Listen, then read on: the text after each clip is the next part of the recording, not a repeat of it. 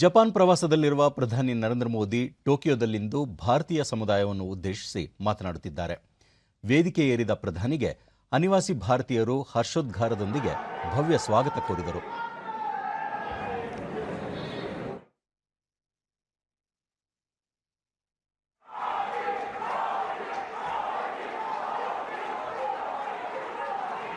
Japan की भाषा, यहाँ की वेशभूषा, कल्चर. ಇದೀಗ ನೇರ ಪ್ರಸಾರ ತಮಗಾಗಿ. एक स्ट्रांग और रेजिलिएंट रिस्पॉन्सिबल डेमोक्रेसी की पहचान बनाई है. उसको बीते 8 सालों में हमने लोगों के जीवन में सकारात्मक बदलाव का माध्यम बनाया है.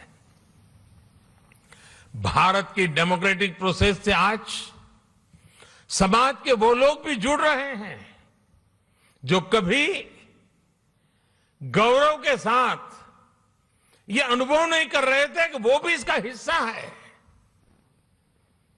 हर बार हर इलेक्शन में रिकॉर्ड टर्नआउट, और उसमें भी यहां जो हमारी माताएं बहनें हैं उनको जरा खुशी होगी. आप अगर भारत के चुनावों को डिटेल में देखते होंगे तो आपको ध्यान आता होगा कि पुरुषों से ज्यादा महिलाएं वोट कर रही है.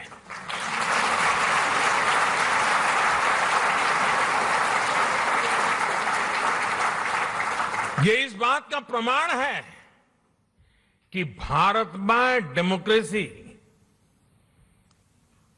सामान्य से सामान्य नागरिकों के हकों के प्रति कितनी सजग है, कितनी समर्पित है और हर नागरिक को कितना सामर्थ्यवान बनाती है.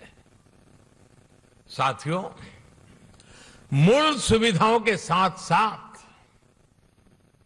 हम भारत के एस्पिरेशन को भी नई बुलंदी दे रहे हैं, नया आयाम दे रहे हैं. भारत में इंक्लूसिवनेस का, लीकेज प्रूफ गवर्नेंस का, यानी एक ऐसी डिलीवरी व्यवस्था, टेक्नोलॉजी का भरपूर उपयोग करते हुए एक ऐसे मैकेनिज्म को विस्तार किया जा रहा है ताकि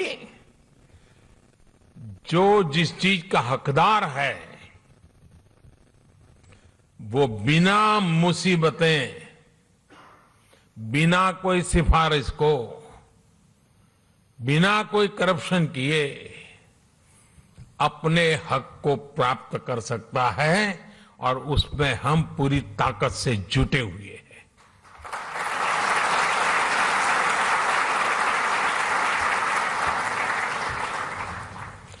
और टेक्नोलॉजी के इस उपयोग ने, डायरेक्ट बेनिफिट ट्रांसफर की इस परंपरा ने कोरोना के इस विकट कालखंड में गत 2 वर्ष में भारत की और खास करके भारत के दूर सुदूर गांव में रहने वाले, जंगलों में रहने वाले हमारे नागरिकों के हकों की बहुत बड़ी रक्षा की है, उनकी मदद की है.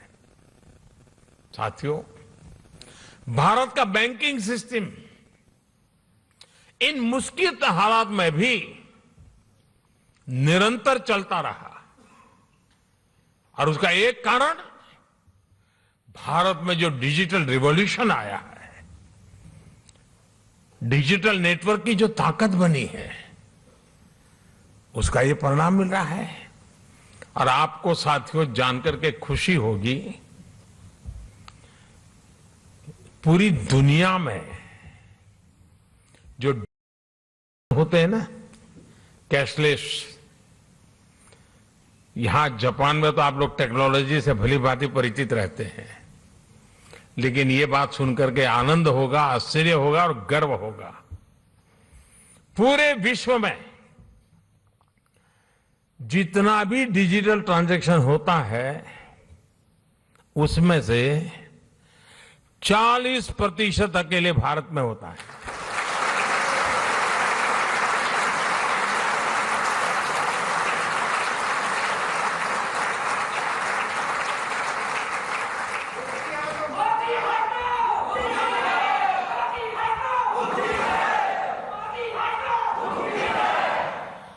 कोरोना के शुरुआती दिनों में जब सब बंद था,